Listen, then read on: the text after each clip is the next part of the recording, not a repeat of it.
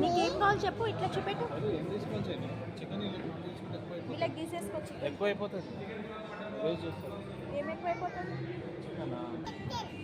ఏం కావాలి స్మైలీ? నాకు చికెన్.